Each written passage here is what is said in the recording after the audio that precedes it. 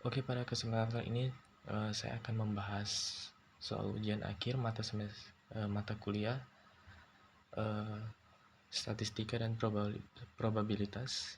Dan sebelumnya perkenalkan, nama saya Gerhard Christian Mirakel Tabu dengan NIM 25021101010066. Dan langsung saja kita akan masuk ke pembahasan soal. Di sini ada daftar isi soal pertama ada analisis regresi linear berganda, dan soal kedua ada paired sample t-test, dan soal ketiga ada konsep uji hipotesis. Untuk soal pertama, analisis linear berganda, dengan data dari soal yang sudah dikasih ditambah dengan 6 sesuai digit akhir dari NIM. Ini data setelah disesuaikan dengan ditambah 6. Di sini ada yes 137 untuk data pertama, 217, dan X1 21, 18, dan seterusnya, X2 58, 70, dan seterusnya. Catatan: semua nilai yang dicetak tebal pada tabel asli ditambah dengan digit akhir NIM, yaitu 6. Dan untuk pernyataannya, tentukan A koefisien regresi A, B1, B2, dan B standar error, dan C koefisien determinasi, dan D koefisien korelasi. Dan di sini adalah tabel hitungan bantu.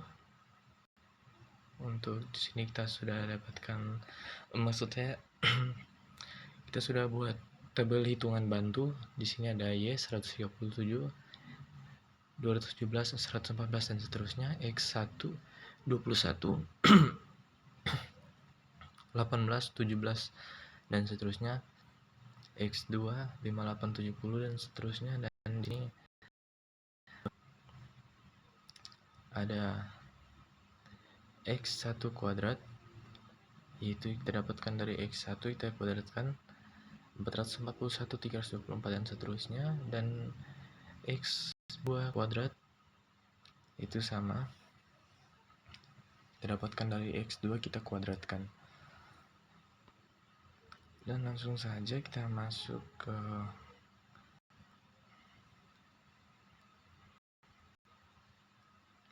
soal 1A, persamaan normal dan koefisien regresi. Sistem persamaan normal, di sini ada rumusnya. Sigma Y sama dengan NA tambah B1 sigma X1 tambah B2 sigma X2, dan 1116 sama dengan 9A tambah 166 B1 tambah 468 B2. Sigma X1Y sama dengan A sigma X1 tambah B1 sigma X1 kuadrat tambah B2 sigma X1 X2. Kita dapatkan data-datanya dari sini, tabel perhitungan bantu. Lalu nanti kita akan substitusikan. Dan sigma X2Y sama dengan A sigma X2 tambah B1 sigma X1 sigma X1 X2 tambah B2 sigma X2 kuadrat sama dengan 65.867 sama dengan 468A tambah 800, maksud saya 8.751 B1 tambah 26.188 B2. Dan kita eliminasi substitusi A, persamaan A sama dengan 467 sama dengan 70 B1 tambah 119 B2.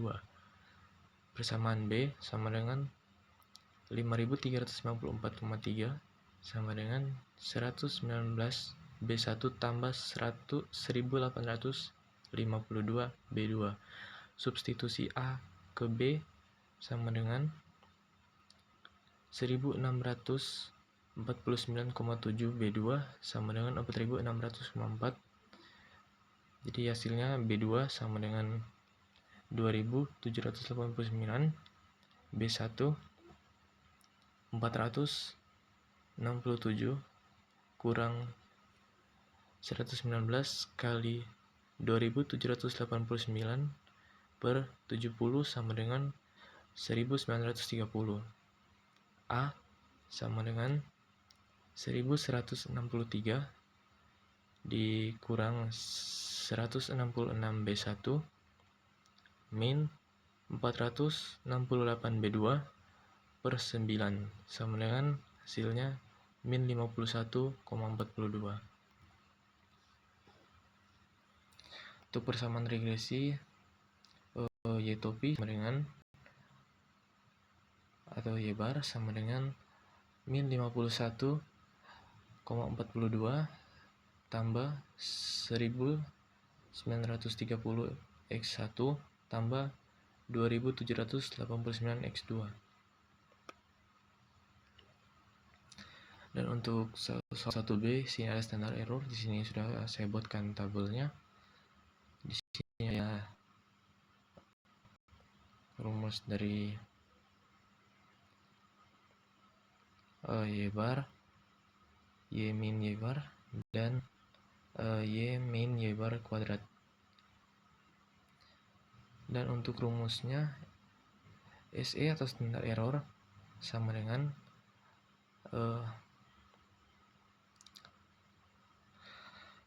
akar sigma Y min Y bar kuadrat per N min P min 1.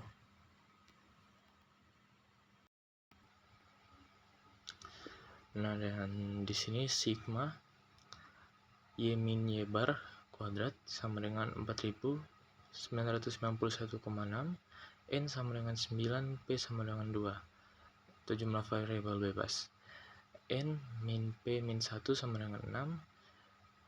Standar error sama dengan akar 4991,6 per 6 sama dengan akar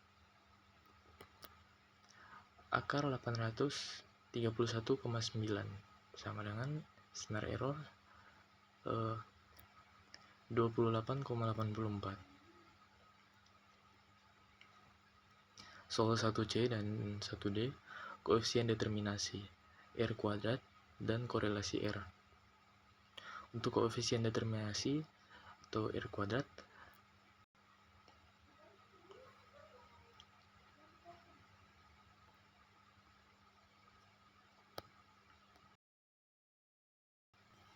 nah di sini Y bar sama dengan sigma Y per N sama dengan 1163 per 9 sama dengan 129,22. Sigma Y kuadrat sama dengan 169.993. JKT sama dengan sigma Y kuadrat sama dengan min sigma Y kuadrat per N sama dengan 169.983 min 150.247,1. JKT sama dengan 19.735,9. JKR sama dengan JKT min SSE sama dengan 19.735,9 min 4.991,6. JKR sama dengan 14.700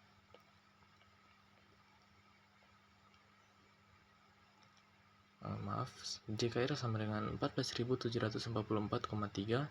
R kuadrat sama dengan JKR per JKT sama dengan 14.744,3 per 19.735,9.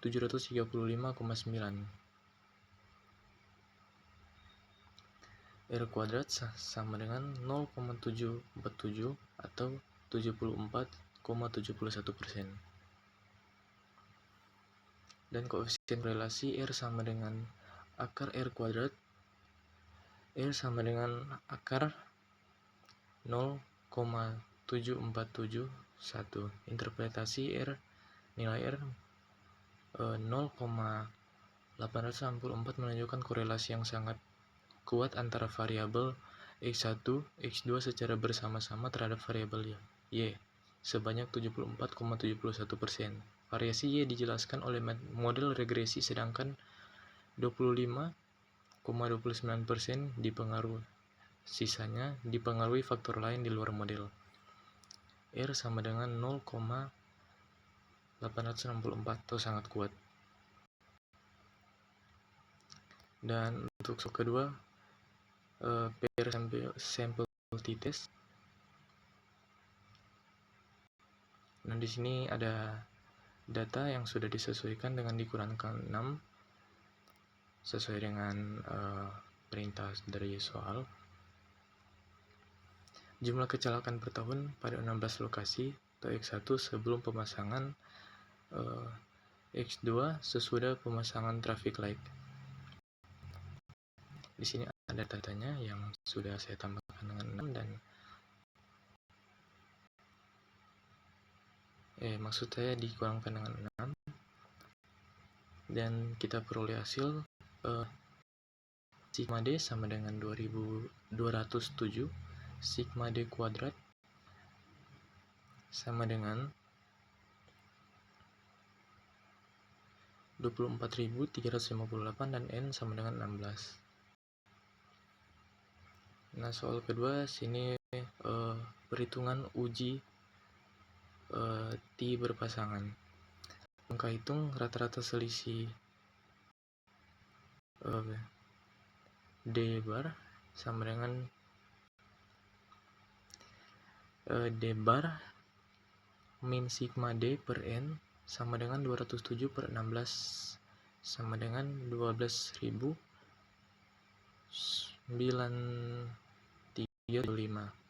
Varian selisih SD kuadrat sama dengan sigma D kuadrat min sigma D kuadrat N per N min 1. SD kuadrat sama dengan 24.358 min 2.679,56 per 15 sama dengan 1.445,23. Dan untuk standar deviasinya SD sama dengan akar 1.445,23 sama dengan 38,2.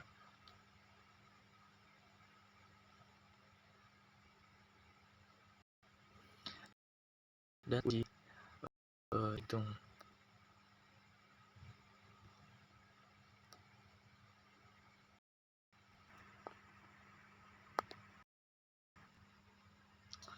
Nah, di sini statistik uji atau T hitung. T sama dengan D bar min standar deviasi per akar N. T sama dengan 12,9375 per 38,02 per akar 16. T sama dengan 12,9375 per 9.505. DF sama dengan N min 1 sama dengan 15.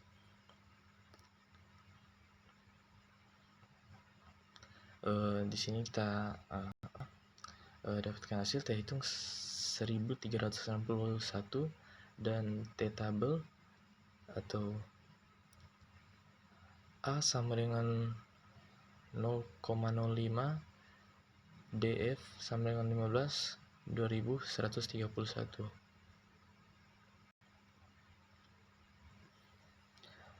Nah, untuk soal kedua, keputusan dan kesimpulan. Kriteria keputusan T hitung sama dengan 1361 lebih kecil dari T-tabel 2131. Maka H, H, H0 diterima atau gagal menolak H0. Kesimpulan, tidak terdapat perbedaan yang signifikan antara jumlah kecelakaan sebelum dan sesudah pemasangan traffic light pada signifikasi 5%. Dan kata lain, pemasangan traffic light pada 16 lokasi simpang 4 tersebut tidak berpengaruh secara signifikan terhadap penurunan jumlah kecelakaan per tahun. Nah, di sini soal ketiga, konsep uji hipotesis. Soal 3, kapan dan prinsip penggunaan. Yang pertama ada one sample t-test. Kapan digunakan? Itu pada saat kita membandingkan rata-rata satu sampel dengan suatu nilai standar atau populasi yang dihipotesiskan. Di sini ada rumusnya. Dan contoh, menguji klaim berat snack 100 gram berdasarkan sampel 25 bungkus. Dan untuk per sampel t-test, kapan digunakan? Itu pada saat kita membandingkan rata-rata dari dua pengukuran pada subjek yang sama, sebelum dan sesudah. Dan ini ada contoh untuk rumusnya. Dan untuk contohnya, tekanan darah 20 pasien sebelum dan sesudah minum obat.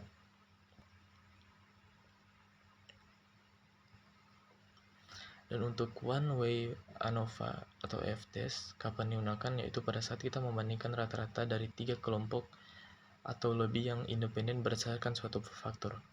Dan ini ada rumusnya, F sama dengan MSB per MSW. Contoh, membandingkan hasil belajar siswa pada 3 metode pembelajaran A, B, C.